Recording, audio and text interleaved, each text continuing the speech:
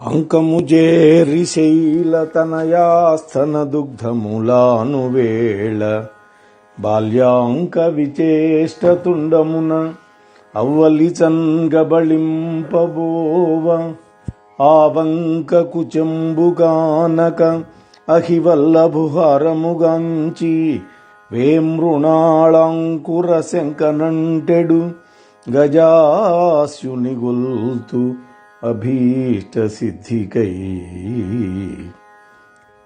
కూజంతం రామ రామేతి మధురం మధురాక్షరం ఆరుహ్య కవితాశాఖాం వందే వాల్మీకి కోకిలం నారాయణం నమస్కృత్య నరం చైవ నరోత్తమం దేవీం సరస్వతీం వ్యాసం తతో జయముదీరయేత్.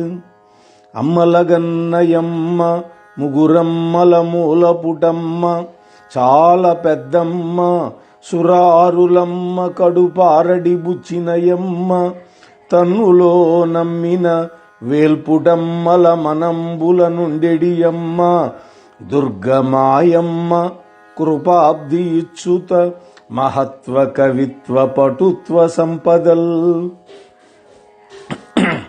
సర్వమంగళ మాంగళ్యే శివే సర్వార్థ సాధికే శరణ్యే త్రయంబికే గౌరీ నారాయణి నమోస్తుతే. యా దేవీ సర్వభూతేషు విద్యారూపేణ సంస్థితా నమస్తస్యై నమస్తస్యై నమస్తస్యై నమో నమః. సచిదానందరూపాం తాం గాయత్రీ ప్రతిపాదితాం నమామి హ్రీంమయీం దేవీం ధియో నః ప్రచోదయాత్. శ్రీరామ రామ రామేతి రమే రామే మనోరమే సహస్రనామ తత్తుల్యం రామనామవరాననే.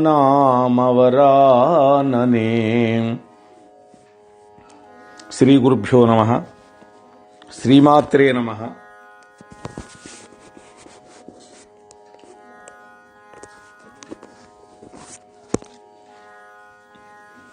ప్రియ భగవద్బంధువులారా, మనం అత్యంత భక్తి శ్రద్ధలతోటి శ్రీమద్ దేవీ భాగవతాన్ని అనుసంధానం చేసుకుంటూ ఉన్నాం. ఆ జగన్మాత యొక్క కృప వల్ల, నా ఆరాధ్య దైవమైనటువంటి రామచంద్ర ప్రభువు యొక్క కృప వల్ల మనం ఈరోజు 3వ రోజు ప్రవచనంలోకి అడుగు పెడుతూ ఉన్నాం. నిన్నటి రోజు ప్రవచనం పూర్తయ్యేసరికి మనం శుక మహర్షి యొక్క జన్మ వృత్తాంతాన్ని, అలాగే శుకుడికి వివాహం చేయాలనేటువంటి సంకల్పం వ్యాసుడు చేయటం, వాళ్ళిద్దరి మధ్య జరుగుతున్న సంవాదాన్ని మనం నిన్న కొంతమేరకు చూసాం. వ్యాసుడేమన్నా పెళ్లి చేసుకోమంటున్నాడు, శుకుడు నాకు వివాహం వద్దు, గృహస్థాశ్రమంలో నన్ను బంధించవద్దు అని శుకబ్రహ్మ అడుగుతూ ఉన్నాడు. ఇలా వాళ్ళిద్దరూ మాట్లాడుకుంటూ ఉన్నటువంటి సందర్భంలో వ్యాసుడు మళ్ళీ కొడుకు వైపు చూసి, నాయన అరణీగర్భ సంభూత, నేను దేవీ మహాభాగవతాన్ని రచించాను. అది 18,000 శ్లోకాలతోటి 12 స్కంధాలతో ఉన్నటువంటి మహాపురాణం. ఒక్కసారి దాన్ని చూడు నాయన. అది పురాణాలన్నింటికీ కూడా తలమానికమైనటువంటిది. దాన్ని గనక వింటే చాలు సదసద్వివేకం కలుగుతుంది నాయన అని తండ్రి చెప్పాడు. నాయన శుక, వటపత్రం మీద పశుబాలుడై పడుకుని ఉన్నటువంటి విష్ణుమూర్తికి నన్ను ఎవరు ఇలా చేశారు, ఎలా ఇలా పడుకోబెట్టారు, ఎందుకు పడుకోబెట్టారు అనే సందేహాలు వచ్చినాయి. ఒకానొక నాడు కల్పాంతం వేళలో ఈ సందేహాలని ఎవరు తీరుస్తారా అని ఎదురు చూస్తూ ఉన్నప్పుడు ఆ జగజ్జనని ఆదిపరాశక్తి శ్లోకంలో సగభాగం సమాధానంగా చెప్పింది.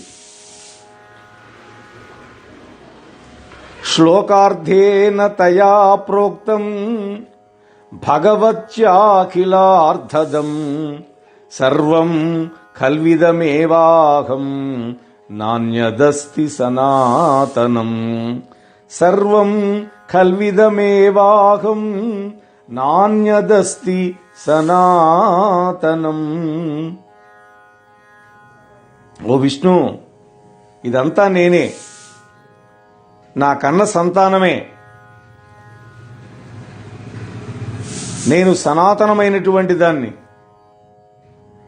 నాకంటే సనాతనమైనది ఏదీ లేదు అని ఆ జగన్మాత ఆ శ్లోకార్థంలో చెప్పింది. అప్పుడు మహాదేవి యొక్క శాంత స్వరూపంతో అక్కడ ప్రత్యక్షమైంది. 4 చేతులతో ఉన్నదే ఆమె. ఆ 4 చేతులలో శంఖము, చక్రము, గద, పద్మము ఆమె ధరించి ఉంది. ఆమె దివ్యమైనటువంటి ఆభరణాలు ధరించింది. చక్కటి పట్టు పీతాంబరం ధరించింది. మందహాసం చిందిస్తూ ఉంది. అటువంటి మహాలక్ష్మి స్వరూపం ఆ చిన్నారి అయినటువంటి విష్ణుమూర్తికి కనువిందు చేసింది. ఆమె మహాలక్ష్మి స్వరూపం. జగన్మాత 3 రూపాలుగా ధరించిందని మనం చెప్పుకున్నాం. దాంట్లో మహాలక్ష్మి స్వరూపంతో ఆమె కనపడింది. ఆమె చుట్టూత ఆమె అంశతోనే ప్రాదుర్భవించినటువంటి చక్కటి చెలికత్తెలు ఉన్నారు.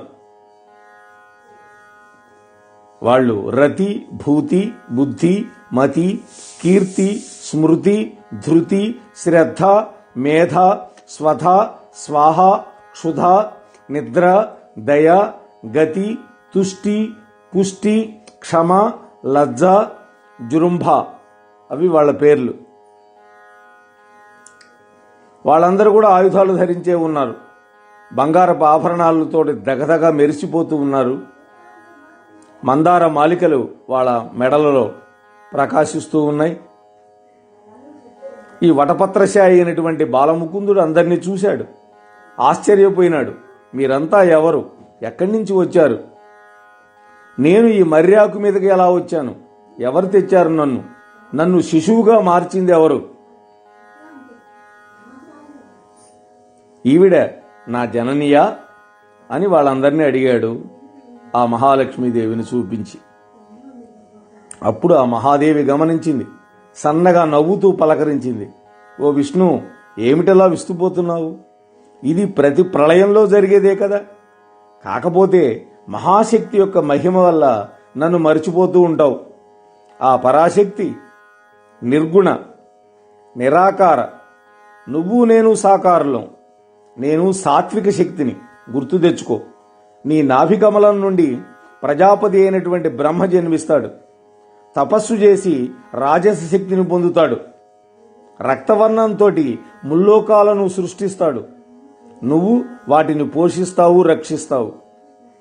కోపించిన ఆ ప్రజాపతి ఆ బ్రహ్మదేవుడి యొక్క నొసటి నుంచి రుద్రుడు ఉద్భవిస్తాడు. అతడు తామసీ శక్తియుక్తుడై కల్పాంతంలో జగత్తంతటిని సంహారం చేస్తాడు. అందుకని నేను నీ దగ్గరకు వచ్చాను.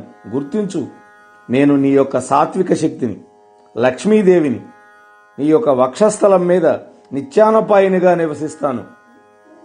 అపాయిని అంటే విడిచిపెట్టేది అని, అనపాయిని అంటే విడిచిపెట్టనిది అని. అందులో నిత్యానపాయిని, ఎప్పుడూ విడిచిపెట్టనటువంటిది.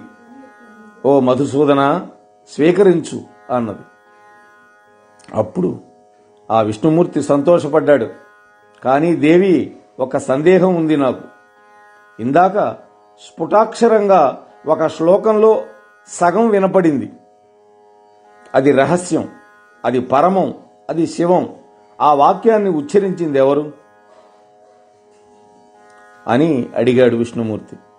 అప్పుడు ఆ మహాలక్ష్మి, ఓ పుండరీకాక్ష, అది ఉచ్చరించింది ఆదిపరాశక్తి. నువ్వు సాకారంగా ఉన్న నన్ను ఎరుగుదువు, కానీ నిరాకార అయినటువంటి ఆ పరాశక్తిని ఎరగవు. అందుకని పరమ గుహ్యమైనటువంటి ఆ మహావాక్యాన్ని, గుహ్యము అంటే రహస్యం, ఆ మహావాక్యాన్ని నీ మీద ప్రేమతో, నీ కోసం, నీ హితం కోసం ఆ పరాశక్తి స్వయంగా ఉచ్చరించింది. అది వేదసారం. అదే సూక్ష్మ రూపంలో ఉన్న దేవీ భాగవతం, సకల శుభావహం, సర్వశాస్త్రముల యొక్క సారం, మహావిద్యా ప్రకాశం. దానికన్నా తెలుసుకోదగింది 3 లోకాల్లో ఏదీ లేదు.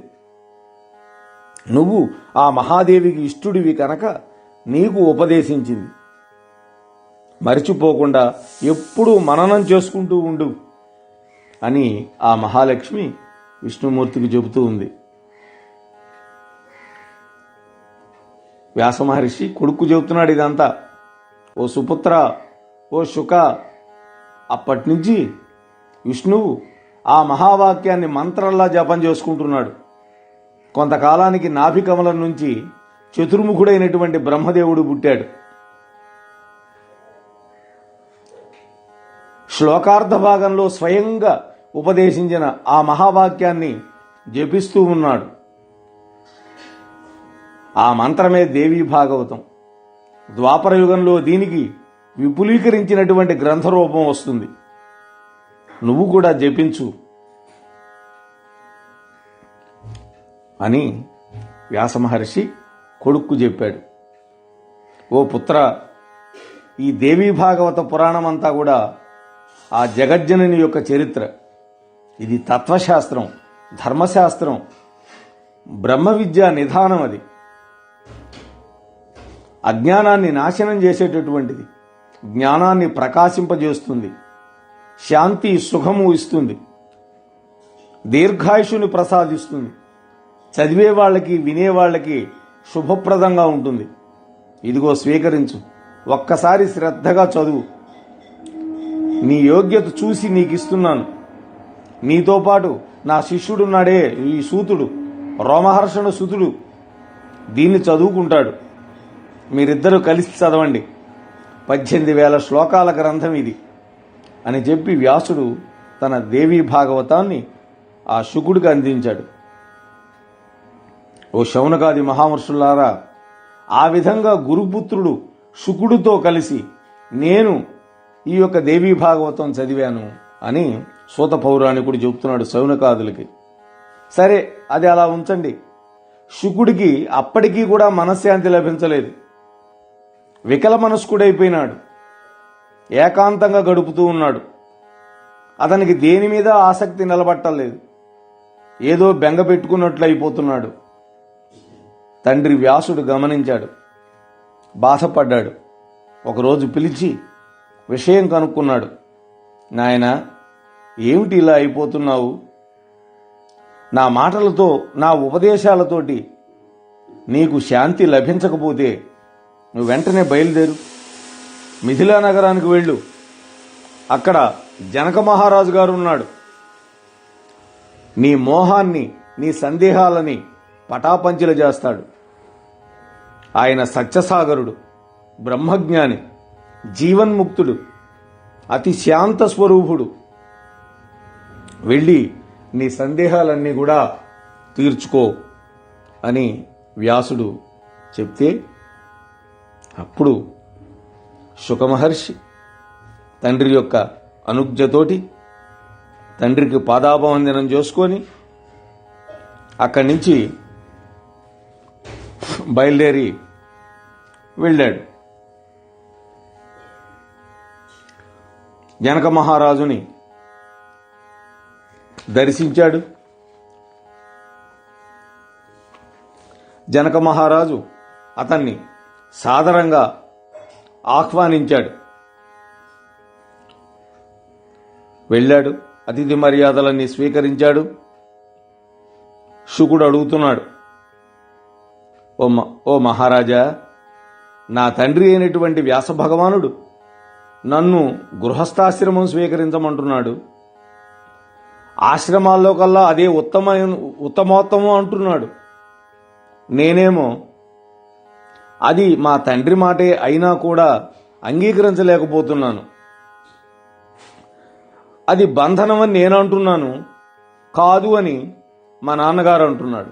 ఇద్దరు వాదించుకున్నాం. ఆ సందర్భంలో మీ యొక్క ప్రస్తావన వచ్చింది. మీ దగ్గరికి వెళ్ళి జ్ఞానాన్ని పొందమని మా నాన్నగారు ఆదేశించారు. అందుకనే మహారాజా నేను మీ దర్శనానికి వచ్చాను. నా యందు దయ ఉంచి నా సందేహాన్ని తీర్చండి. నేను మోక్షగామిని.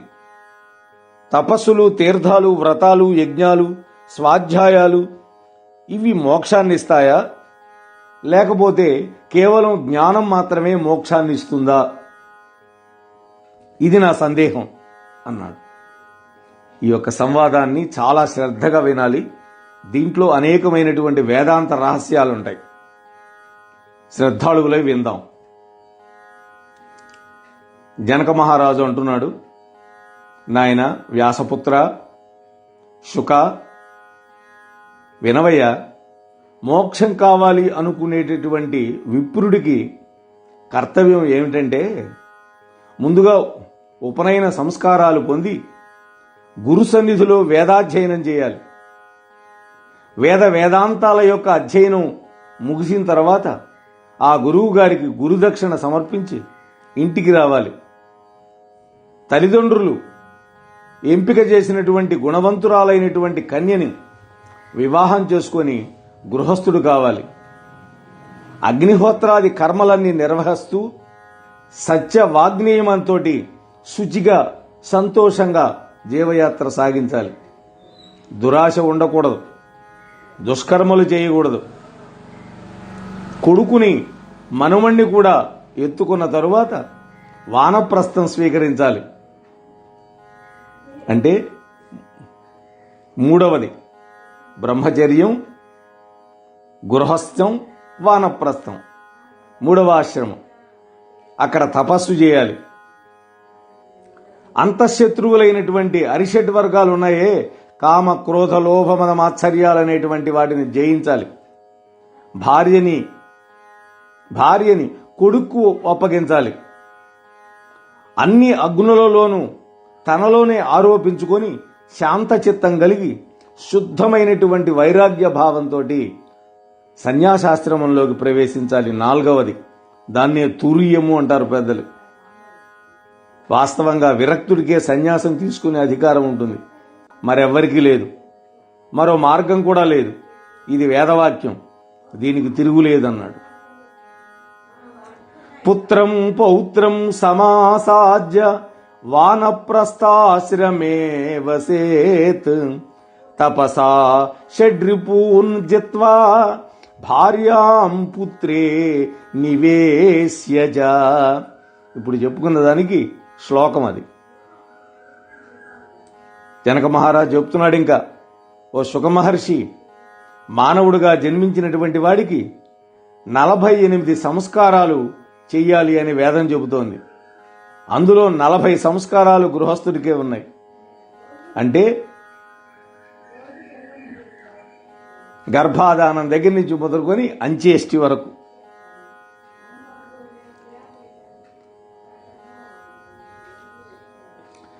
వీటిల్లో 8 మాత్రమే సన్యాసికి చెప్పారు. అయితే ఒక ఆశ్రమం నుంచి మరో ఆశ్రమానికి క్రమంగా వెళ్ళాలి. ఇది శిష్టుల యొక్క అనుశాసనం అన్నాడు, ఆజ్ఞని. శిష్టులు అంటే గొప్పవాళ్ళు, పండితులు. అప్పుడు శుక మహర్షి అడుగుతున్నాడు, ఓ జనక మహారాజా, జ్ఞాన విజ్ఞానాల వల్ల హృదయంలో వైరాగ్య భావం గనక వెళ్లి విరిస్తే, అది స్థిరపడితే అప్పుడు కూడా మొదటి 3 ఆశ్రమాలు తప్పవా అని ప్రశ్నేశాడు. గురుపుత్ర, ఇంద్రియాలు చాలా బలిష్టాలు. అద్భుతమైన శ్లోకం చెప్పాడు ఇక్కడ దేవీ భాగవతంలో 18వ అధ్యాయంలో 24వ శ్లోకం. ఇంద్రియాణి బలిష్టాని ననియుక్తాని మానదా అపక్వస్య ప్రకుర్వంతి వికారాం స్తననే కషగా వికారాం స్థాననే కషగా. ఓ గురుపుత్ర, ఇంద్రియాలు చాలా బలం కలిగినటువంటివి. అవి అంతంత మాత్రాన ఆజ్ఞలకు లొంగవు. పరిపక్వ స్థితికి చేరుకొని అపరిణితులను అవి మరీ ఆటపట్టిస్తాయి. అంటే పరిణతత్వం లేని వాళ్ళని ఆట పట్టిస్తాయి, రకరకాల వికారాలు పుట్టిస్తాయి. మనం చూస్తూనే ఉన్నాం ఇవాళ 5 ఇంద్రియాలు మనల్ని ఎలా చేస్తున్నాయో. అవి కలిగించే వికారాలు ఎటువంటివి అంటే భోజనేచ్ఛ, మంచి భోజనం తినాలనేటువంటి కోరిక కలుగుతుంది, సుఖపడాలనేటువంటి కోరిక కలుగుతుంది, మంచి పట్టు పరుపుల మీద పడుకోవాలనే కోరిక కలుగుతుంది, ఏసీ వేసుకొని మంచి పుత్రుడు కలగాలని కోరిక ఉంటుంది. కానీ నువ్వు నేరుగా సన్యాసం స్వీకరిస్తున్నాడే అన్నావే, మరి ఆ యతీశ్వరుడికి సన్యాసికి ఇలాంటి కోరికలు కలిగితే ఎలా తీరతాయి?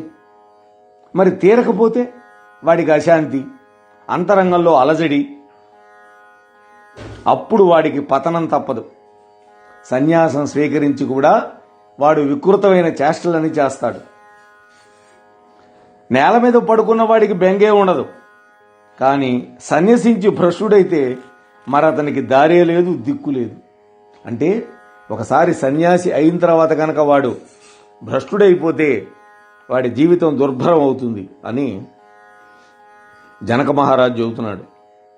ఇంకా చెబుతున్నాడు, నాయనా శుక, గృహస్థాశ్రమంలో ఉన్నప్పటికీ కూడా అతడు సుమతి, శాంతుడు, ఆత్మజ్ఞానం కలవాడైనట్లయితే లాభాలకు పొంగిపోడు, నష్టాలకు కుంగడు, రెండింటినీ సమదృష్టితో చూస్తాడు. నన్ను చూడు, ఎక్కడ దాకో ఎందుకు, నేను రాజ్యపాలనలో ఉన్నాను, నాకు చాలా భోగాలున్నాయి, సంపద ఉంది, రాజ్యం ఉంది, కానీ జీవన్ముక్తుణ్ణి కాగలిగాను, యథేచ్ఛగా సంతరించగలుగుతున్నాను. అయినా నాకేం కావటం లేదే, వివిధమైన భోగాలు అనుభవిస్తున్నాను, అనేక కార్యకలాపాలు చేస్తూ ఉన్నాను నిత్యం, అయినప్పటికీ ముక్తుణ్ణి కాగలుగుతున్నాను. అలాగే నువ్వు కూడా కావాలి, కాగలవు, ప్రయత్నించు అన్నాడు. నాయన, సుఖదుఖాలకి మనస్సే ముఖ్య కారణము అన్నాడు. మనస్సు, అద్భుతమైన శ్లోకాలు ఇక్కడ 2 చెప్పాడు. 18వ అధ్యాయంలో 38, 39 శ్లోకాలు. భ్రమన్ సర్వతీర్థేషు స్నాత్వా స్నాత్వా పునః పునః నిర్మలం న మనో యావత్ తావత్ సర్వం నిరర్ధకం న దేహో న చ దీవాత్మా న చ జీవాత్మా నేంద్రియాణి పరంతప మన ఏవ మనుష్యాణాం కారణం బంధమోక్షయో. ఈ వాక్యం మనం వింటూ ఉంటాం, ఉపనిషత్ వాక్యంగా చెబుతారు దీన్ని. మన ఏవ మనుష్యాణాం కారణం బంధమోక్షయో. నాయనా శుక, సుఖదుఖాలన్నింటికీ మనస్సే ముఖ్యమైన కారణం. ఆ మనస్సు గనక నిర్మలంగా ఉంటే సమస్తము నిర్మలంగా ఉంటుంది. అది దోషరహితం గనక కాకపోతే ఎన్ని పుణ్యతీర్థాలలో ఎన్నిసార్లు మునిగినా నిరర్ధకమే అన్నాడు. అలాగే మానవుల యొక్క బంధ మోక్షాలకు దేహం, ఇంద్రియాలు, జీవాత్మ ఇవేవీ కారణాలు కాదు. అందరూ అనుకుంటారు ఇవే కారణమని, దేహం కారణమని, ఇంద్రియాలు కారణమని. కేవలం కారణం మనస్సు ఒక్కటే. మనస్సును ఎవడు అదుపులో పెట్టుకోగలుగుతాడో వాడిని ఇంద్రియాలు ఏమీ చెయ్యలేవు. పరిశుద్ధమైన ఆత్మ ఎప్పుడూ విముక్తంగానే ఉంటుంది, అది బంధించబడదు, దానికి బంధనమే లేదు. కానీ మనస్సు గనక శాంతిస్తే అన్నీ ఉపశమిస్తాయి అని జనక మహారాజు చెబుతున్నాడు. కాబట్టి భగవద్గీతలో కూడా మనోనిగ్రహం ఎలా చేయాలో మనకి భగవానుడు, శ్రీకృష్ణ భగవానుడు అర్జునుడికి చెప్పాడు.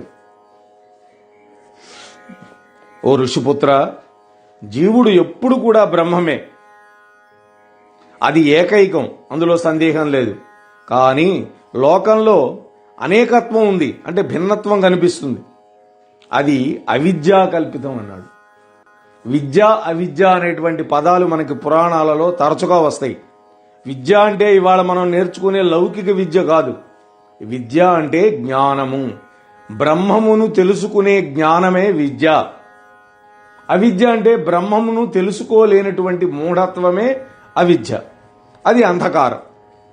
విద్యతో దాన్ని తొలగించుకోవాలి, అంటే జ్ఞానంతో దాన్ని తొలగించుకోవాలి. ఆలోచనా పరులు నిరంతరము జాగరూకులై విద్య అవిద్యలను తెలుసుకుంటూ ఉండాలి. ఎండలేనిదే నీడ సుఖం మనకు తెలియదు. ఎండలో ఉన్నాం, ఓ చెట్టు కనపడింది, దాని కిందకి వెళ్ళగానే ఆహా ఎంత హాయిగా ఉందనుకుంటాం. ఎండ ఉన్నంత వల్లే కదా నువ్వు నీడ యొక్క సుఖాన్ని అనుభవించగలిగావు. కాబట్టి ఈ అవిద్య లేనిదే విద్య అవగతం కాదు అన్నాడు.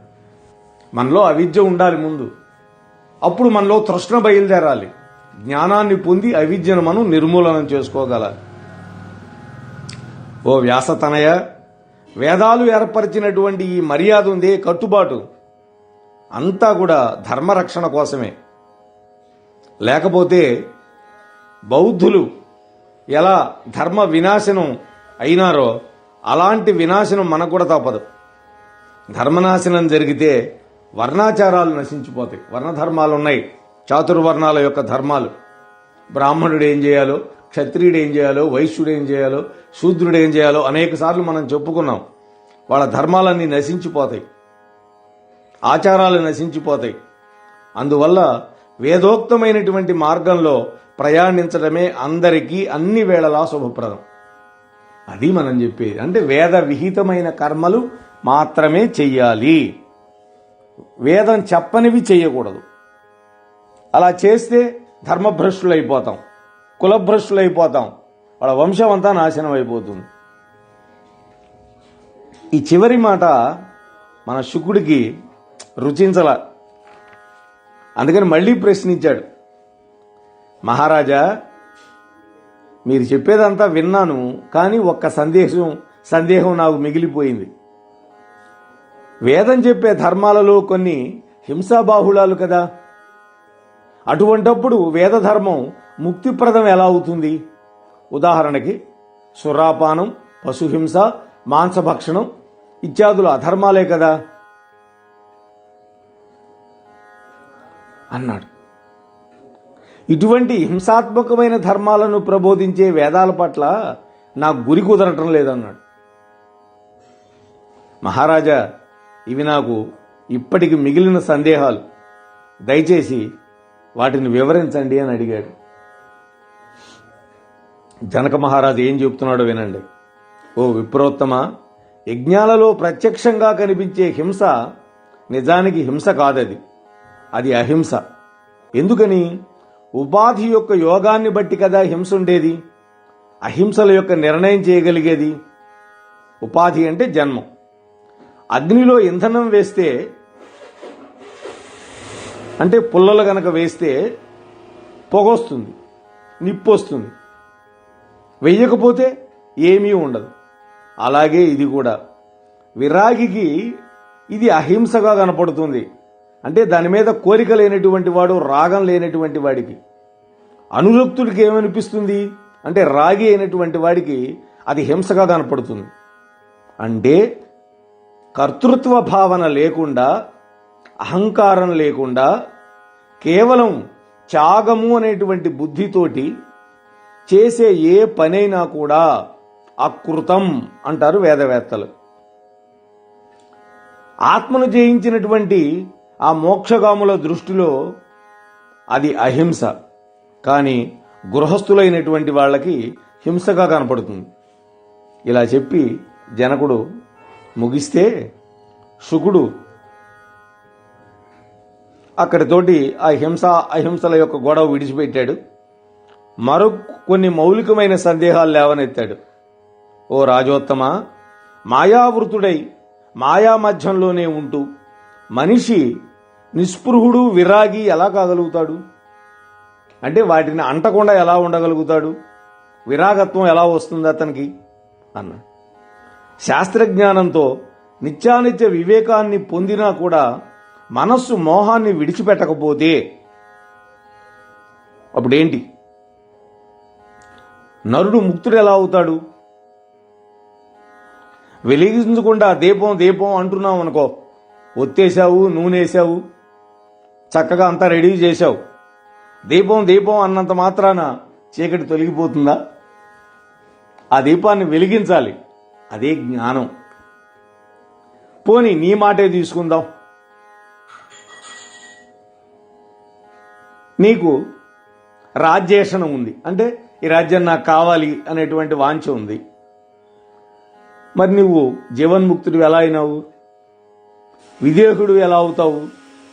నీకు రుచులన్నీ తెలుసు, చక్కగా భోజనాలు చేస్తున్నావు, కాలోచితంగా జాగ్రత్త స్వప్నము సుషుప్తి అవస్థలన్నీ నీకు నడుస్తూనే ఉన్నాయి అందరిలాగా.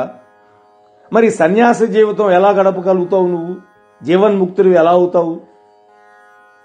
హే రాజన్, మట్టి ముక్కని, మట్టి పేళని, బంగారాన్ని ఒకేలాగా పరిగణిస్తూ సర్వత్రా ఏకబుద్ధి కలిగి సర్వ ప్రాణికోటికి హితం చేస్తున్నట్లయితే అతడు కదా విముక్తుడంటే. చూడండి, అంటే మట్టిని బంగారాన్ని ఒకేలాగా చూడాలి. రెండిట్లో అంటే సమకాష్ట లోచన అంటాడు.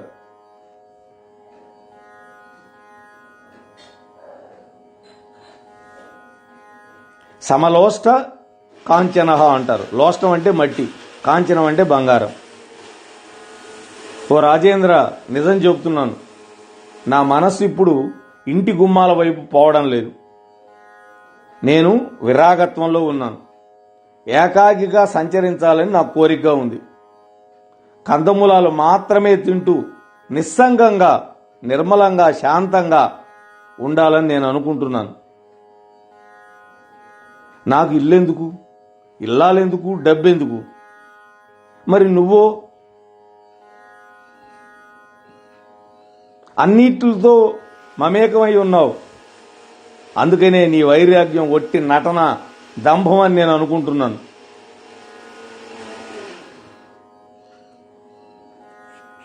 నీకు ఎంతసేపటికి కోశాగారంలో ఎంత ధనం ఉందో, సైన్యం అందరూ బాగా అప్రమత్తంగా ఉన్నారా లేదా అనో ఆలోచనలు ఉంటాయి. మరి నీకెప్పుడు నిశ్చింత? కానీ నీ వంశీయులకు విదేహులు అనేటువంటి పేరు పెద్ద అబద్ధం, మోసం. మూర్ఖుణ్ణి బాగా విద్యావంతుడు అనడం, పుట్టు గుడ్డివాడిని దివాకరుడు అనడం, దరిద్రుణ్ణి లక్ష్మీధరుడు అనడం, ఎంతో పేరుకే విదేహులు అనడం కూడా అంతే అనిపిస్తోంది నాకు.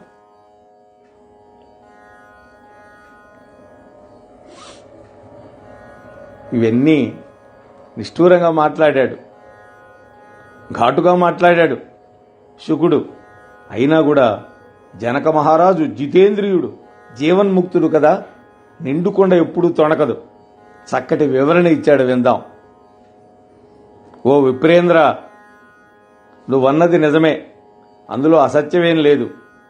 నువ్వు గురుపుత్రుడివి, గురువు నాకు పరమ పూజ్యుడు. నాకు అలాంటి వికల్ప సందేహమే లేదు. సర్వదా నేను నిర్వికల్పుణ్ణి.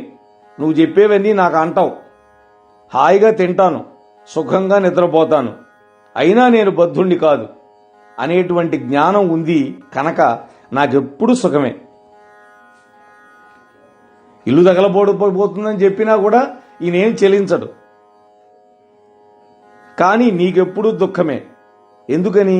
బద్ధుణ్ణి అనుకుంటున్నావు గనక. అందుచేత ముందు ఆ శంకను వదిలించుకో, సుఖపడతావు అన్నాడు.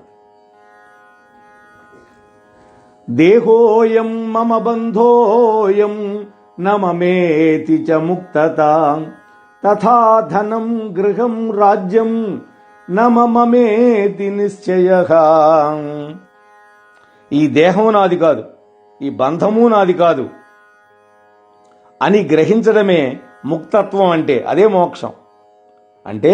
ఈ దేహం నేను కాదు, దీన్ని బంధించేది నాది కాదు అని ఎప్పుడైతే అనుకుంటామో అదే మోక్షం. అలాగే ఈ ధనం, ఈ గృహం, ఈ రాజ్యం ఇవేవి నావి కానే కావు అని అంటున్నాడు జనకుడు. అని జనకుడు చెప్పి ముగించాడు. అప్పటికి శుకుడికి సంతృప్తి కలిగింది. నమస్కరించాడు. వీడ్కోలు తీసుకొని వెంటనే తండ్రి యొక్క ఆశ్రమానికి వెళ్ళాడు. కొడుకును చూశాడు వ్యాస మహర్షి, సంతోషపడ్డాడు. కౌగలించుకొని శిరస్సును మూర్కొని స్వాగతం పలికాడు. మూర్కొనటం అంటే వాసన చూడటం. మూర్ధమ్య స్థానం అని ఇక్కడ ఉంటుంది, ఈ నొసల యొక్క పైభాగం. అది ఆఘ్రానించాలి, వాసన చూడాలి. అలాగే పుత్రుణ్ణి గాత్రాన్ని పరిష్వంగనం చేసుకోవాలంటే కౌగలించుకోవాలి. అది గొప్ప సుఖమని అభిజ్ఞాన శాకుంతలంలో చెప్పబడింది. శుకుడు సమాహితమైనటువంటి చిత్తంతో ఆ రమ్యమైనటువంటి ఆశ్రమంలో ఉండిపోయాడు. ఆనక కొంతకాలానికి పీవరి అనేటువంటి ఒక సుందరిని వివాహం చేసుకున్నాడు. దేవీ భాగవతంలో మాత్రమే ఈ కథ ఉన్నది. భాగవతంలో శుకబ్రహ్మ పెళ్లి చేసుకున్నట్టు వివరాలు ఎక్కడా లేవు. ఆయనకి 4 కొడుకులు, 1 కూతురు పుట్టారు. కృష్ణ, గౌరప్రభ, భూరి, దేవశ్రుతి అనేటువంటి కూతుళ్ళు అనేటువంటి 4 కొడుకులు. కూతురు పేరు కీర్తి. 4 కొడుకులు, 1 కూతురు. ఈ కూతురుని విభ్రాజుడి యొక్క కొడుకైనటువంటి అనుహుడు అనేటువంటి వాడికిచ్చి పెళ్లి చేశాడు. ఆ దంపతులకే బ్రహ్మదత్తుడు అనేటువంటి కొడుకు పుట్టాడు. అతడు రాజ్యపాలకుడైనాడు. ఈ బ్రహ్మదత్తుడు యొక్క చరిత్ర అంతా కూడా మనం కొన్ని పురాణాలలో ఉంటుంది, అంటే భవిష్య పురాణం వాటిల్లో కనిపిస్తుంది. చాలా కాలం రాజ్యం చేశాడు. నారదుడి యొక్క ఉపదేశం వల్ల బ్రహ్మజ్ఞానిగా మారిపోయినాడు. ఆ యొక్క బ్రహ్మదత్తుడు కొడుక్కు రాజ్యం అప్పగించి బదరికాశ్రమం చేరుకొని యోగ మార్గం అవలంబించాడు. అల్లుడు సంగతి ఇదంతా. తర్వాత శుకమహర్షి కూడా నారదుడి యొక్క అనుగ్రహం వల్ల సజ్జోముక్తి మార్గాన్ని గ్రహించాడు. అంటే అప్పటికప్పుడే ముక్తి వచ్చే మార్గాన్ని సజ్జముక్తి అంటారు. పితృబంధాన్ని తెగతప్పులు చేసుకున్నాడు. కైలాస శిఖరానికి వెళ్ళిపోయాడు. సర్వసంగ పరాన్ముఖుడైనాడు. ధ్యానంలో మునిగిపోయాడు. అటుపైన ఒకనాడు యోగ బలంతో ఆ గిరి శిఖరం నుంచి పైకెగిరి సిద్ధి పొందాడు. జయ శుక బ్రహ్మకు. అతడు ఆకాశంలో సూర్యుడిగా వెలుగొందాడు. శరీరం మాత్రం ఆ గిరి శిఖరం మీద రాలిపడిపోయింది. దానికి ఒక అద్భుతమైన శ్లోకం ఇచ్చారు 19వ అధ్యాయంలో 48. ఉత్పపాత గిరేహ శృంగాత్ సిద్ధించ పరమాంగతః ఆకాశగో మహాతేజ విరరాజ యథా రవిః. విరరాజ యథా రవిః, సూర్యుడిలాగా ప్రకాశిస్తూ ఉన్నాడు అన్న. వ్యాస మహర్షికి ఈ విషయం తెలిసింది. పుత్రశోకం పట్టలేకపోయాడు. కొడుకా అని విలపిస్తూ ఆ కైలాస శిఖరానికి వెళ్ళాడు. శుకుడు తపస్సు చేసుకున్నటువంటి చోటంతా తిరిగాడు. అలసిపోయాడు.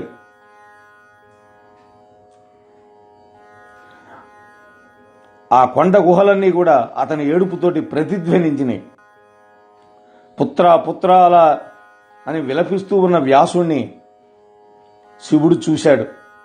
బోళాశంకరుడు కదా, జాలి కలిగింది. స్వయంగా తానే వచ్చాడు. శివుడు ప్రత్యక్షమైనాడు వ్యాసుడికి. వ్యాస, ఏమిటయ్యా ఈ వెర్రి? దుఃఖించొద్దు. నీ పుత్రుడు మహాయోగి, దుర్లభమైనటువంటి పరమగతిని పొందాడు. అతడి కోసం నువ్వు విలపించొద్దు. అటువంటి కొడుకు వల్ల నీకు ఎంత కీర్తి వచ్చిందో గ్రహించావా అసలు నువ్వు? ఊరుకోమని ఓదార్చాడు శివుడు. కానీ శివుడి యొక్క ప్రబోధం కూడా పనిచేయలా. అంత దుఃఖార్తుడై ఉన్నాడు.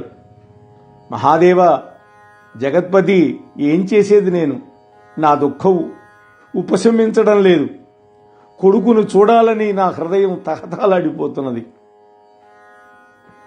వ్యాసుడు దుఃఖిస్తున్నాడు. శివుడికి మరింత దయ కలిగింది. పరమదయాళువు కదా ఆయన. నాయనా సత్యవతీపుత్ర, నీ పుత్రుడి యొక్క నీడ నీ పక్కనే ఉంటుంది, దాన్ని చూసి సంతృప్తి పడు అన్నాడు. ఎటువంటి అద్భుతమైన వరం ఇచ్చాడు పరమాత్మ. శోకం విడిచిపెట్టు అని పరమేశ్వరుడు వరమిచ్చి అంతర్ధానమైనాడు. వ్యాసుడికి కొడుకు నీడ కనపడింది. వెంటనే చూసి సంతోషపడ్డాడు. ఏడుపు ఆపేశాడు, ఆశ్రమానికి వెళ్ళిపోయినాడు. అలా శుకబ్రహ్మ తన యొక్క దివ్యమైనటువంటి దేహాన్ని ఆ కొండ మీద విడిచిపెట్టి ఆకాశంలోకి వెళ్ళిపోయినాడు. సూర్యుడులాగా ప్రకాశిస్తూ ఉన్నాడు.